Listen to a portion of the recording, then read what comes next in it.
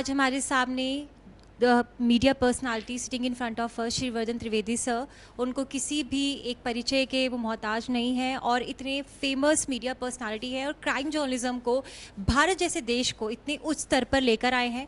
And he is a huge inspiration to all the generation who is working in the field of journalism. So sir, we welcome you Heritage Institute of Management communication orientation program 2023। एंड आज बच्चों को आपसे बहुत सीखने को मिलेगा, खासकर जो 19 साल से आपका शो चल रहा है सनशनी। What we are going to learn today is going to be incredible lesson.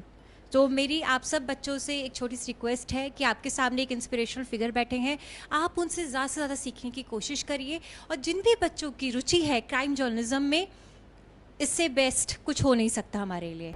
आप क्या करना चाहते हैं? कैमरा करना चाहते हैं?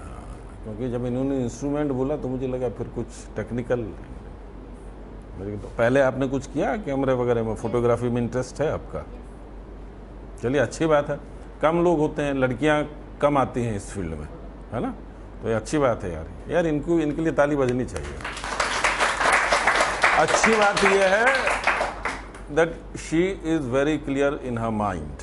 हेलो सर, मेरा सवाल ये है कि जो क्राइम रिपोर्टिंग होती है उसमें हमें कैसे एथिक्स क्या होने चाहिए हमारे क्राइम रिपोर्टिंग के दौरान? देखिए, क्राइम रिपोर्टिंग में सबसे पहले तो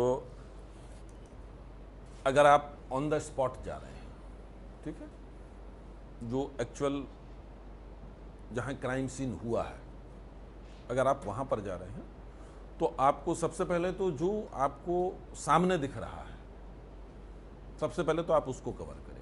ये घटना हुई है, इतने बजे हुई है, यहाँ हुई है, पहले आप उसकी डिटेल निकालेंगे, फिर आप उसके पीछे जाने। ये पहला स्टेप है अगर आप एक्चुअल लोकेशन पर हैं तो, और नहीं है तो भी, और हैं तो भी। उसके बाद का दूसरा स्टेप है वो ये है कि आपको पता करना पड़ेगा कि ये, अब उसमें आपको ये तलाशना पड़ेगा, आपको जो विक्टिम है उसकी डिटेल्स निकालनी पड़ेंगी, जिसने क्राइम किया है उसकी डिटेल्स निकालनी पड़ेंगी, ठीक है। ये क्राइम क्यों हुआ, इसका मोटिव क्या था, ठीक है। आप बेसिकली उस पूरे क्राइम सीन की एनालिसिस करेंगे, ठीक है। उस पर फिर आप अपनी एक स्टोरी बनाएंगे। नमस्कार सर, मैं प्रज्ञा मिश्रा। जैसा कि हम सब जानते हैं, सर का एक मतलब काफ़ी फेमस डायलॉग है, चैन से सोना है तो जाग जाइए। तो मैं ये जानना चाहती हूँ कि मतलब ये डायलॉग की शुरुआत कहाँ से हुई? मतलब आपको ये आइडिया कहाँ से आया कि ये डायलॉग, क्योंकि मतलब जब भी हम ये सुनते हैं ना तो हम लोग भी अलर्ट हो जाते हैं कि ये शो आने वाला है या फिर मतलब हाँ न्यूज़ आने वाली है, क्राइम रिपोर्टिंग आने वाली है। तो इस डायलॉग की शुरुआत कहाँ से हुई ये जानना था। देखिए, जब भी आप ना कोई एक प्रोग्राम तैयार करते हैं तो आपको मार्केट का बड़ा ध्यान रखना पड़ता है, अपने दर्शक वर्ग का बहुत ध्यान रखना पड़ता है। पर हम ये मानते हैं कि हम जो काम करते हैं, हम वो कैटरर हैं, we are catering to all.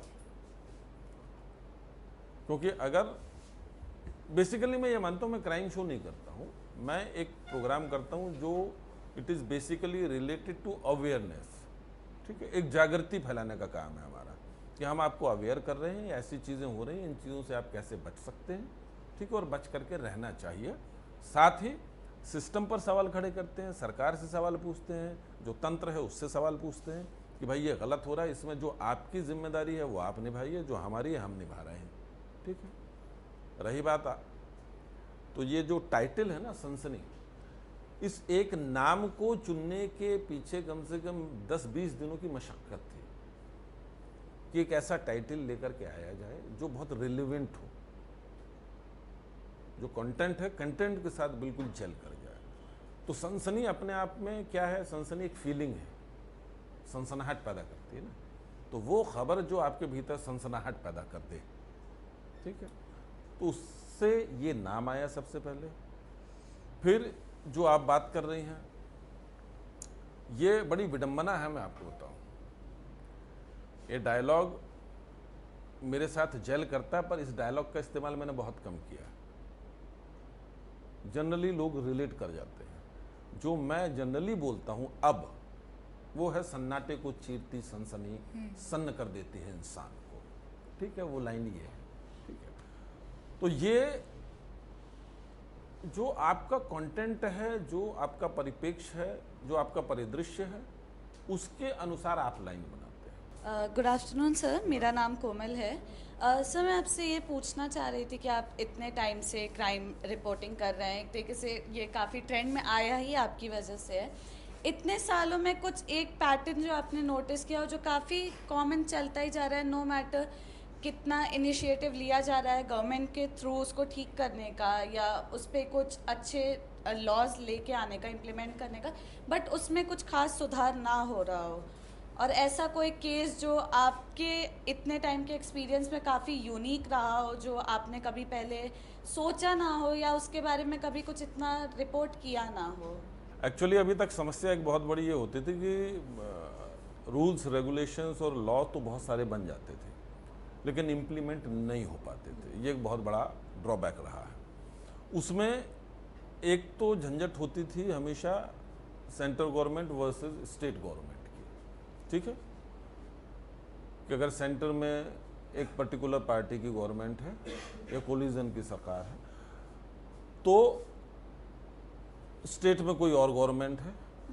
अब वो एक क्लैश उनका आपस में जो चलता था उसकी वजह से इम्प्लीमेंटेशन में हमेशा प्रॉब्लम रही है। प्लस कुछ अपने वेस्टेड इंटरेस्ट की वजह से बहुत सारे लोग वक्त रहते उसको इम्प्लीमेंट नहीं कर पाए। बट आपने सही कहा कि अभी जिस तरीके से इम्प्लीमेंट की जा रही हैं चीज़ें उसके कुछ बेहतर रिजल्ट देखने को मिल रहे हैं।